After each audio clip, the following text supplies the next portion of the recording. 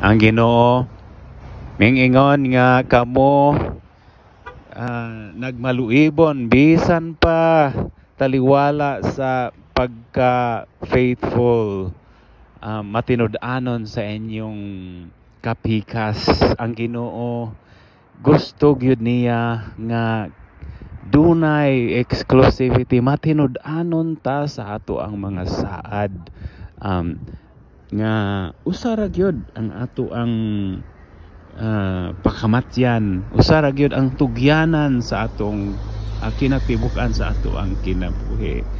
Kay mauni maghatag nato og tinuod nga kalipay.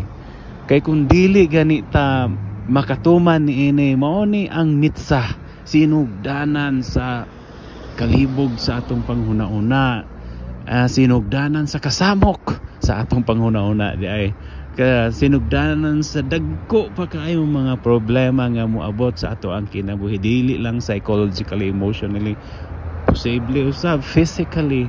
Mao na nga gusto man sa Ginoo nga kitang mga anak niya magmalipayon diha sa ato ang kinabuhi.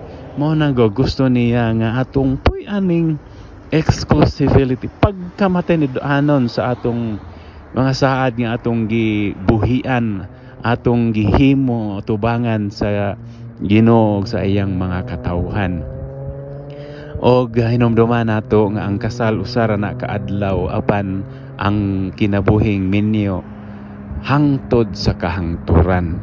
Mao na nga atong iampo ang tanan nga atong mga kaigsuonan nga mga minyo nga unta magpabilin silang matinud-anon sa usag-usa, kay kini mao ang maghatag og kalinaw, kalipay diha sa ato ang kinabuhi.